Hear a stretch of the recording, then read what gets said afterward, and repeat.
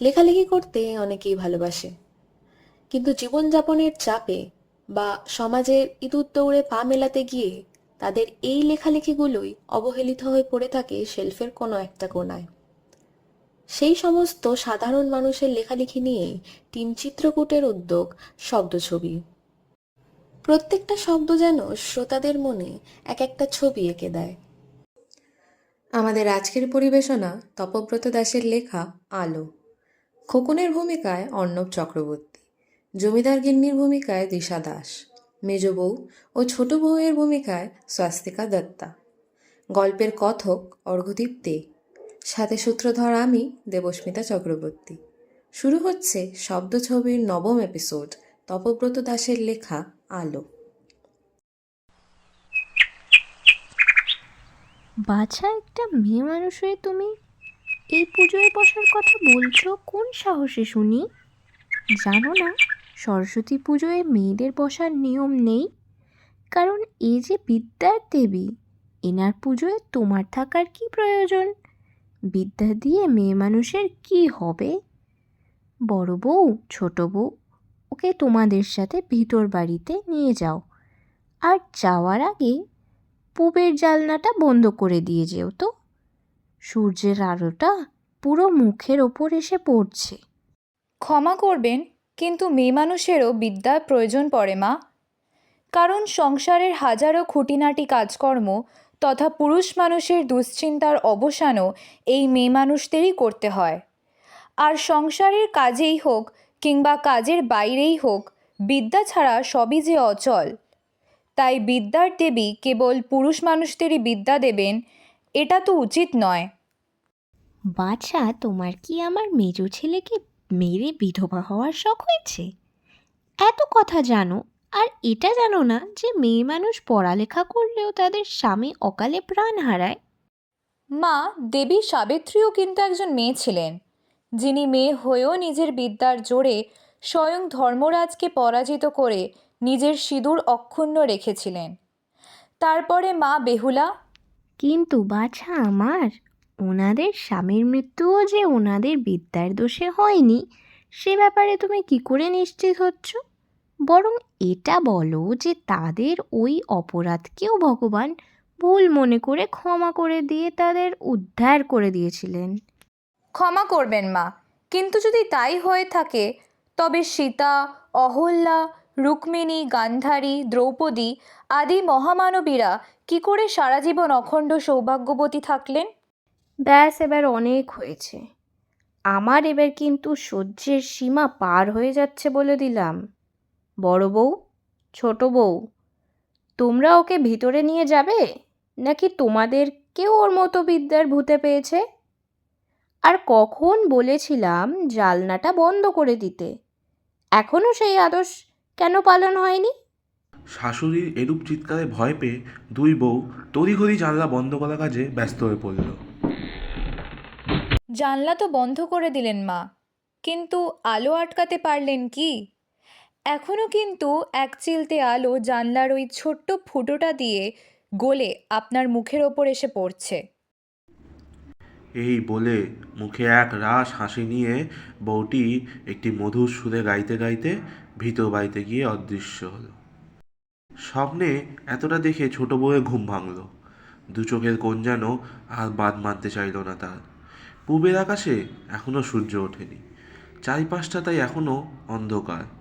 দেওয়াল ঘড়ির দিকে তাকিয়ে তড়িঘড়ি চোখ মুছে সে স্নানঘরের উদ্দেশ্যে রওনা দিল। পথে হঠাৎ করে কিছু একটা চেনা গানের সুর শুনতে পেয়ে সে সেখানে থমকে দাঁড়িয়ে পড়ল। দীর্ঘ 1 বছর বন্ধ থাকার পর আজকে আবার সরস্বতী পুজো হবে চারুলতা গ্রামের এই জমিদার বাড়িতে। গত বছর বাড়ি পুজো বন্ধ ছিল, কারণ সেই সময় এই বাড়িতে মেজ বউয়ের মৃত্যুর কাল অসহ্য চলছিল। মেজ বউ অর্থাৎ শ্রীমতী আলোকলতা মুখার্জি। একই অঙ্গে তিনি ছিলেন কমলে কামিনী রাধারানী, অর্থাৎ যেমনই ছিল তার মধ্যে সংসারকে সামলে রাখার গুণ, ঠিক তেমনই ছিল মনের মধ্যে অন্যায়ের সামনে রুখে দাঁড়াবার সাহস। আর হয়তো তার এই সাহসের জন্যই তাকে অকালে প্রাণ হারাতে হয়েছিল। কেননা সরস্বতী পুজোর প্রায় 2 দিনের মাথায় হঠাৎ করেই তার মৃতদেহ বাড়ির পিছনের বাগান থেকে উদ্ধার করা হয়। সবাই জানে যে ছাদ থেকে অসতর্কতাবশত পড়ে তার মৃত্যু হয়েছিল, কিন্তু এদের মধ্যে কেবল গুটি কয়েক লোকই জানতো যে সেটা কেবল নিছক দুর্ঘটনা ছিল না, তার মধ্যে মিশে ছিল জমিদার গিন্নির অপমানের এক নিষ্ঠুর প্রতিশোধ। ছোট বৌমা, খোকনের হলো, এবার ওকে নিয়ে এসো, পুজো তো প্রায় আরম্ভ হয়ে গেল। এই বলে জমিদার গিন্নি অতিথি সেবায় পুনরায় মত্ত হলেন। এই প্রায় কিছুক্ষণ পর ছোট্ট খোকন এক দৌড়ে ছুটে এসে তার ঠাকুমাকে জড়িয়ে ধরল। জমিদার গিন্নিও তার একমাত্র নয়নের মণিকে আদর করে তার কপালে চুমু খেয়ে তাকে পুজোয় বসতে বললেন। খোকন হাঁটতে হাঁটতে কিছু দূরে গিয়ে দূরে কাকে যেন একটা দাঁড়িয়ে থাকতে দেখে তার দিকে ছুটে যায় এবং কিছুক্ষণ পর তারই প্রায় সমবয়সী একটি মেয়েকে সঙ্গে করে নিয়ে এসে পুজোর আসনে বসতে যায়। ওদিকে খোকনের অনাচার কাণ্ড দেখে জমিদার গিন্নি প্রায় চেঁচিয়ে ওঠেন। এ কি বাবা, তুই এ কি করছিস? মেয়েটা কে? আর ওকে কেনই বা পুজোয় বসাচ্ছিস? অনেকক্ষণ ধরেই সেই অজ্ঞাত গানের সুরটা ছোট বউয়ের কানে বাজছিল।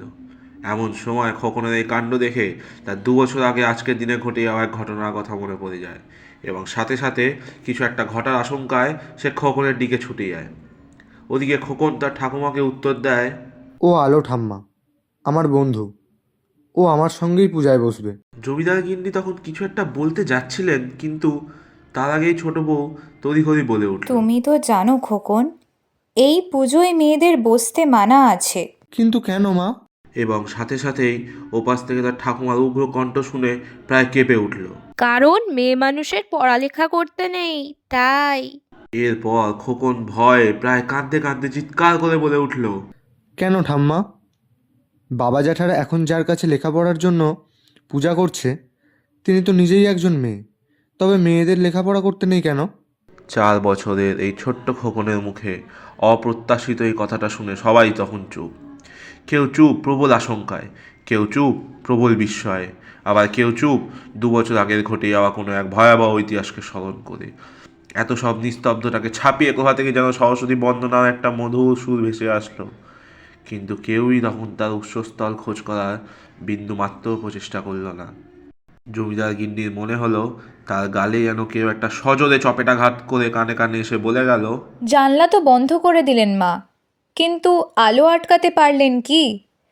এখনও কিন্তু এক চিলতে আলো জানলার ওই ছোট্ট ফুটোটা দিয়ে গলে আপনার মুখের ওপর এসে পড়ছে। জমিদার গিন্নি দেখলেন পূবের জানলার সামনে দাঁড়িয়ে দুটি ছোট্ট 4 বছরের শিশু উত্তরের অপেক্ষায় তার দিকে চেয়ে আছে। শুনছিলেন শব্দ ছবির নবম এপিসোড আলো। আমাদের এই গল্প পাঠানোর জন্য তপব্রত দাসকে জানাই অশেষ ধন্যবাদ। আপনারাও চাইলে আপনাদের গল্প আমাদের পাঠাতে পারেন। ফেসবুক, ইনস্টাগ্রামে আমাদের ইনবক্স করুন। লিংক দেওয়া আছে নিচে ডেসক্রিপশন বক্সে।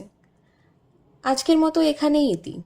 ফিরে আসবো আগামী সপ্তাহে আরও একটি নতুন গল্প নিয়ে।